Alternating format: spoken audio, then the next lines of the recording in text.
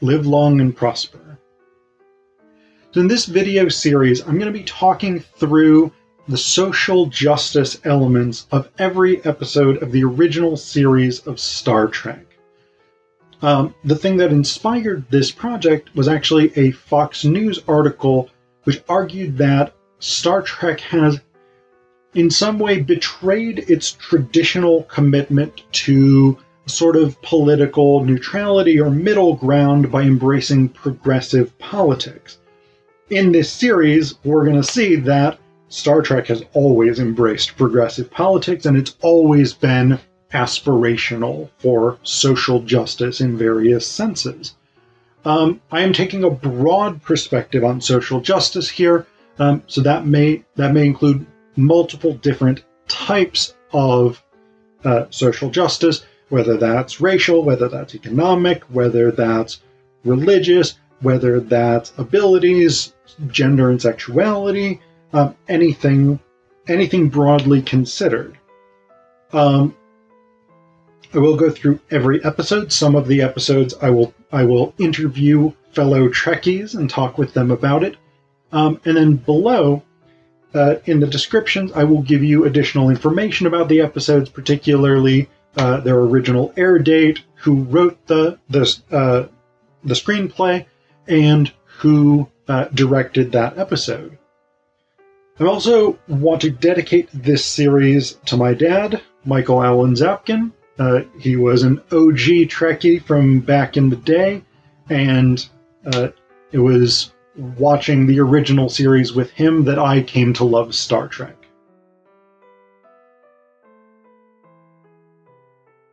In this video, we're going to talk about the episode Whom Gods Destroy, which I think is a great title. Not super clear necessarily how exactly it's thematically connected to the episode, but I think it's an amazing title. So, in Whom Gods Destroy, Kirk and Spock beam down to the penal colony on Elba 2, which is the asylum for the last remaining 12 or 15, I can't remember, incurable, criminally insane people in the galaxy. One of whom happens to be former Starship Captain Garth. Garth was just this amazing Starship captain. He had these great victories. Kirk really looks up to him. His victories were required reading at the academy, etc., etc. So, he's this rock star who had some sort of really serious injury, large portions of his body were destroyed. So he went to this planet where the people had sort of developed these mental disciplines to allow them to repair their bodies, basically using psychic powers. And they teach Garth this ability. He then uses this ability, learns to use this ability to transform himself into other people. So, when Kirk and Spock beam down, they are met not by the Governor Corey, I think is his name. They're met not by the governor of this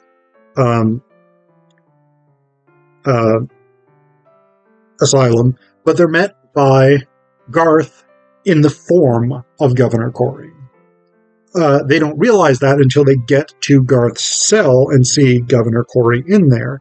So basically, Garth takes over the asylum, and he has these sort of delusions of grandeur, that he is no longer going to be Captain Garth, but Lord Garth, Master of the Universe. That he and his guys, along with Marta, there's only one female inmate, but he and his subordinates, the other inmates of this asylum, are going to use the Enterprise to basically rally a gigantic fleet, and they're going to conquer the entire universe. Everything is going to either submit or be conquered under the banner of Garth. So that's the plan. The problem is Kirk has set up a code with Scotty, so there's a sign and countersign. Kirk needs to give the countersign before Scotty will let him beam back up to the ship. Garth doesn't know the countersign, so he initially transforms into Kirk, tries to get beamed up. Scotty gives the countersign, or Scotty gives the sign.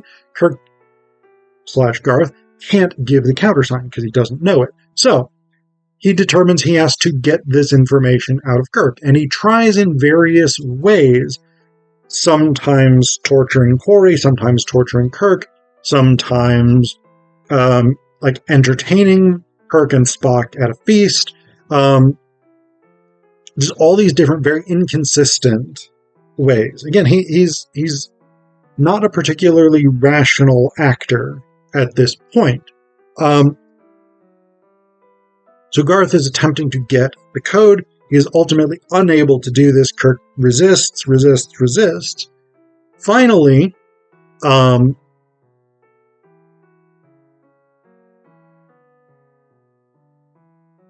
the upshot of this ends up being that Spock manages to kind of escape. Kirk and Garth are in the communications room. When Spock opens the door, he's got a phaser, he opens the door. 2 Kirks. One is Garth, one is the actual Kirk. And Spock has to figure out which one is which. The 2 Kirks end up having a fist fight. And then Spock shoots the winner. What we then see is that winner collapses onto the ground, turns back into Garth. Now, some might say, well, why didn't you just stun them both when you came in? Whichever one turns back into Kirk is Kirk, or whichever one turns back into Garth is Garth, whichever one doesn't is Kirk. Problem solved. Hindsight 2020, I guess. But they now have Garth stunned. They're able to sort of reassert control over the asylum. They bring down security troops, etc., etc. They get new medicine made up because their whole mission was to deliver medicine that would hopefully resolve the criminal insanity of the inmates of this asylum. So they get new medicine made up. They start distributing it. Everything is hunky-dory. Garth apparently has forgotten all of his dreams of grandeur, forgotten that he's met Kirk and Spock, and he's just kind of a tranquil dude now. So, the biggest thing, I think, here is the depiction of mental illness, and this is something we have seen before in the original series. There certainly is insanity that leads to extremely dangerous behavior, dangerous for those around you, dangerous for oneself, etc., etc. That's definitely the case. That certainly exists, and I don't know that anybody would necessarily disagree with that.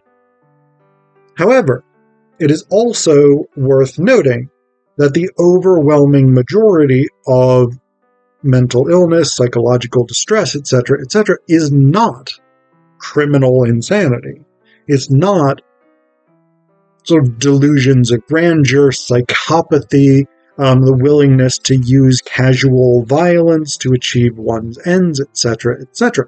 The vast majority of it is things like anxiety and depression, neuroses, OCD, these kinds of things that make it difficult to function on a day-to-day level, but are not really a threat to anyone else. Depression can definitely involve a threat to oneself.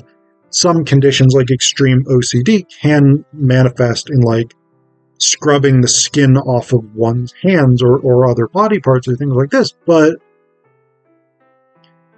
the idea of the insane person who is just completely off the rails, who is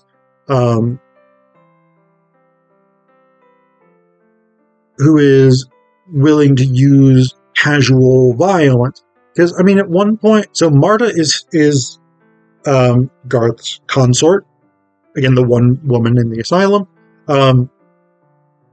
He officially declares her his consort at his coronation ceremony, and then he gives her a necklace, and then has her taken outside, and the environment outside the asylum dome is toxic, so she's going to die in a few minutes.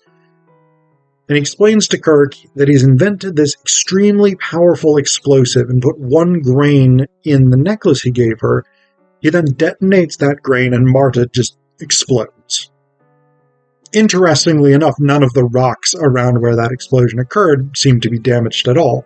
But we get a big explosion, big puff of smoke.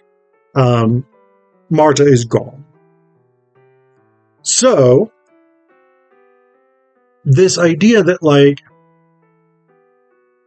the lives of others have no intrinsic value to a person with mental illness, this is a really, really damaging stereotype of mental illness and psychological distress, because it encourages people to be terrified of those with psychological issues.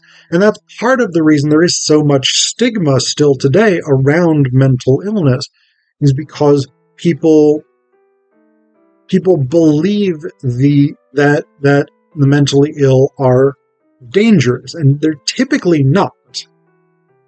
I would guess you are at least as likely to be in danger from someone with no diagnosed or diagnosable mental illness as you are from someone with mental illness, at least in the US today, considering how many guns we have throughout our entire society. But this kind of depiction of mental illness as dangerous and threatening is, again, incredibly problematic, and it discourages people from seeking diagnosis or treatment when they are experiencing psychological distress. And so, in that sense, it's not only problematic for people with mental illness who have to live with these negative stereotypes, it's also problematic for people who have undiagnosed mental illnesses, because they are less likely to seek out a diagnosis. They're therefore less likely to get treatment that can help improve their quality of life.